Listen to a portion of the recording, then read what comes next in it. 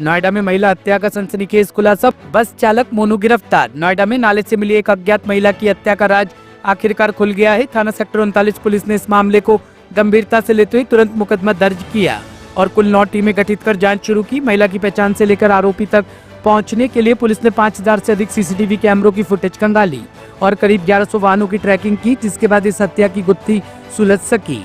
जनपद गौतम बुद्ध नगर में एक थाना क्षेत्र 39 में एक महिला की लाश मिली थी नाले में, जिसमें आइडेंटिफिकेशन के जो भी चिन्ह थे वो नहीं पाए गए थे और वहां से रिकवर किया गया। तत्काल मुकदमा दर्ज किया गया थाना क्षेत्र में और उसके बाद बहुत सारी टीमें इसमें लगाई गई, जिसमें मुख्य रूप से 9 टीमें तैयार की गई तात्कालिक रूप से और उसके बाद उनको अलग अलग टास्क दिया गया। टास्क के रूप में घटना के अनावरण के लिए कुछ कैमरे, जो 5000 लगभग कैमरे हम लोगों ने ट्रैक किए, वो चेक किए गए। रूट जितने एंट्री एग्जिट पॉइंट थे उसको डेडिकेटेड रूप से टीमें लगाई गई उसको चेक करने के लिए और उसके बाद लगभग 1100 वाहनों को ट्रैक किया गया इसमें और आने जाने वाले जितने वाहन थे उनको जीरोइंग करते हुए हम लोग 44 गाड़ियों को जीरोइंग किए कि ये संदिग्ध अवस्था में है या इनकी एक्टिविटीज़ कुछ सस्पिशियस लग रही है। उसको भी उनके ड्राइवरों को, मालिकों को और अन्य लोगों से पूछताछ की गई। इसके अलावा सर्विलांस के लगभग 60-70 हज़ार नंबरों को भी हम लोगों ने ट्रैक किया, वहाँ से आइडेंटिफिकेशन के लिए लिया।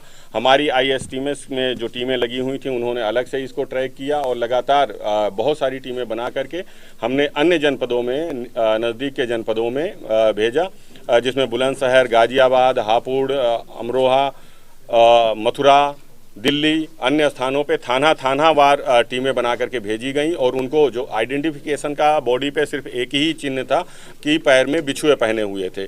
इसको ले करके एक फ़ोटो बनाया गया, एक पैम्फलेट बनाया गया और उसमें उसके विवरण को लिख करके जो बॉडी लगभग 5 फीट 4 इंच के अराउंड अनुमानित की गई थी उसको, और जो आइडेंटिफिकेशन का मार्क्स था, चिन्ह, वो बिछुआ पहना हुआ पैर में, उसको लेकर के 40 लोगों की टीम सभी थानों पे जो दिल्ली के थे, अन्य जनपदों के थे, वहाँ पे भेजा गया। वहाँ पे जितने भी मिसिंग रिपोर्ट थे उसकी एनालिसिस कराई गई और उसके अलावा जो DCRB में रिपोर्ट होती है मिसिंग की, उसको एनालिसिस कराई गई। जो भी अनवर्कआउट केस थे उसको आइडेंटिफाई कराया गया, उनसे संपर्क किया गया, उनको पहचान के चिन्ह भेजे गए और उनसे वार्ता की गई और इस तरीके से लगातार टीमें दिन रात लगी हुई थी। कई सारी टीमें जो हमारी ACP, ADCP और हमारे थाना क्षेत्र और पूरे जो हमारा जोन है उस पूरे जोन की टीमें और CRT टीमें, सभी टीमें इसमें लगी हुई थी। मैम, CP मैम ने इसको बहुत ही पर्सनल रूप से, बहुत ही गंभीरता से लिया था। डेली केस की मॉनिटरिंग कर रही थी, वो डेली बेसिस पे दिन में 2 बार वो पूछती थी केस की प्रोग्रेस और हमारे जॉइंट CP LO साहब भी डेली बेसिस पे मॉनिटरिंग करते रहते थे इस केस की। उनके निर्देशन में और मार्गदर्शन में ये पूरा केस का खुलासा हुआ।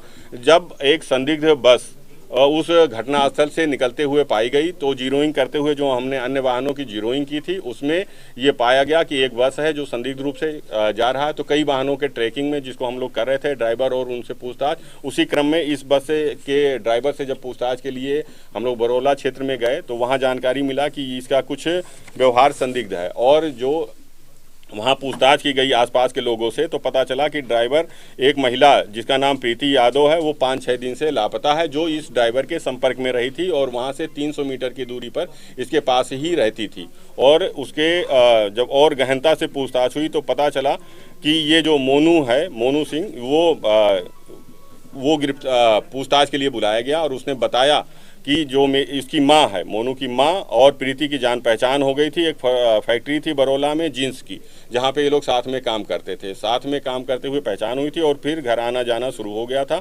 इसके बाद लगातार इसके घर आती थी। वहीं पे जो मोनू था उसका प्रीति से अनैतिक संबंध बन गया था। अनैतिक संबंध बन गया और लगातार वो इस पर दबाव बनाने लगी। चूँकि 2-2.5 साल से ये संपर्क में थे, आपसी संबंध चल रहे थे और उसके बाद इसके भी बच्चे थे, उसके भी बच्चे थे जो साथ में रहते थे। इसके परिवार में चूंकि नज़दीक में रहना था, आना जाना था और इसके 2 बेटी और 1 बेटा था मोनू सिंह के। तो धीरे धीरे चीज़ें उलझती चली गई। कई बार इनको आपस में झगड़ा होने लगा, विवाद होने लगा। पारिवारिक विवाद के रूप में वो लगातार दबाव बनाती रही कि तुम मुझे पैसे दो, 4-5 लाख रुपए पैसे की भी मांग करती रही और इसी क्रम में झगड़े के दौरान कई बार उसने कहा कि मैं तुम्हारी बेटियों से अनैतिक कार्य कराऊंगी।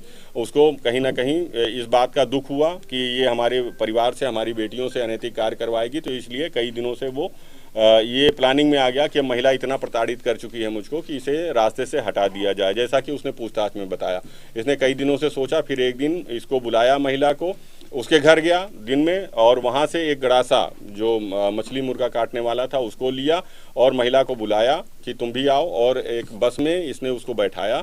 जो ये बस चलाता था एक सत्संग के उसमें चलाता था, ये बस में बैठाया करीब 3-3:30 बजे के आसपास और लेकर के निकला। वो आकर के एक सीएनजी पेट्रोल पंप है जो घटनास्थल से दूसरी तरफ पड़ता है थोड़ी दूर पे, वहाँ पे रुका। उसने स्वयं के लिए एक पराठा लिया और महिला के लिए मैगी लिया।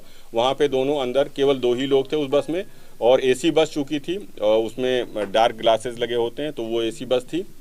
वहाँ पे इसने उसको खाने के लिए कहा, वो खाने में थोड़ा नानुकुर कर रही थी और उसी में झगड़ा फिर से पुनः इन लोग का स्टार्ट हो गया। दोबारा जब झगड़ा स्टार्ट हुआ तो उसको इनकी बेटियों को पुनः उसने प्रोवोक किया कि तुम्हारी बेटियों से अनैतिक कार्य कराएंगे। इसी बात को लेकर के बहुत ज़्यादा गुस्से में आ गया और जो छुपा के उसने चापड़ रखा हुआ था उससे उसका एक झटके में गला काट दिया। गला काटने के बाद लगातार उसने उस पर कई वार किए। पहचान के जो भी चिन्ह थे इसने ये पूछताछ में बताया कि इसको लगा कि फिंगरप्रिंट से या आइरिस से या चेहरे के मिलान से पहचान हो सकती है, तो इसने फिर पूरा कई बार करके गला काट दिया, सर हटा लिया वहाँ से, और पंजे भी दोनों हाथ के काट लिए। उसको ले करके और उसके महिला के सारे कपड़े एक झोले में भर लिया और महिला को नाले में ही वहीं पे फेंक दिया। उसके बाद बस को ले गया और गाजियाबाद में एक सिद्धार्थ बिहार कॉलोनी है, वहाँ पे इसने बाकी के सामान जो बाकी बॉडी पार्ट्स थे उसने झोले में जो रख रखा था उसको वहाँ रख करके उसको एक बार कुचला। उसके बाद उसको वहाँ पे फेंक दिया, रेलवे ट्रैक पे फेंक दिया, जहाँ से वो माल इसकी निशानदेही पे हाथ और बाल और कपड़े आदि अन्य सामान वहाँ से बरामद हुए हैं। और उसके बाद जितने भी वाहन थे और सामान थे उनका फोरेंसिक टेस्ट कराया गया, तो उसमें ह्यूमन ब्लड के स्टेन पाए गए हैं।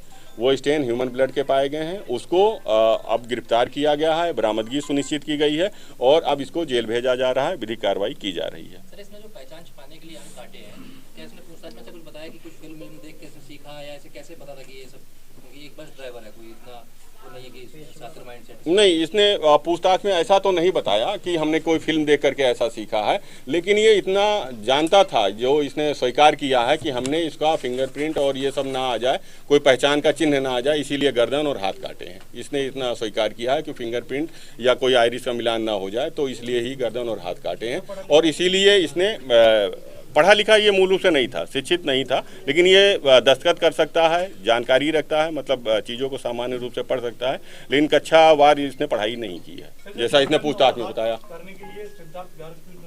ये जा रहा था रूट पे, उधर जा रहा था और वहाँ जा करके इसने एक एरिया चिन्हित किया जो सुनसान लगा इसको, वहाँ पे इसने सामान को उतारा, एक बैग में रखा हुआ था, उस पर इसने 1-2 बार गाड़ियाँ भी चढ़ाई, उसके बाद उठा करके इसने सारे सामान फेंक दिए। तो सही नोएडा से लेके बस वहाँ गया गाजियाबाद? हाँ, गाजियाबाद तक गया था, फिर वापस ये उसी बरोला क्षेत्र में ला करके उसने गाड़ी को खड़ा कर दिया। इसने वो उसको धुला भी, जो ब्लड स्टेन पड़े थे गाड़ी को इसने वाश किया, धुला अपने स्तर से, वहीं स्थल पे ही धुलाई करी, जो सत्संग स्थल है वहाँ पे धुलाई करी, वो कई बार धुलाई करी। इसने पूरा स्टेन जितने दाग धब्बे थे उसमें ब्लड के, वो पूरे मिटाने का, साक्ष्य मिटाने का पूरा प्रयास किया। ये वहीं से क्षेत्र में पड़ता है और उसके बाद इसको बार बार धुल करके इसने मिटाने का प्रयास किया। और चूंकि उसके बाद भी फोरेंसिक में जो हमारे टेस्ट होते हैं उसमें ये चेक कराया गया, तो कई स्थानों पे जो स्पॉट पड़े हुए थे वो बाकायदा चिन्हित हुए, ह्यूमन ब्लड के रूप में आइडेंटिफाइड हुए। महिला के किसी और से भी संबंध नहीं, महिला के अभी तो किसी और से संबंध नहीं आए, लेकिन इसी से संबंध आए हैं और ये इसने बताया कि हमसे ही संबंध थे, जो पूछताछ में इसने बताया। टॉप स्टोरी ब्यूरो के लिए नोएडा से अमर सैनी की रिपोर्ट।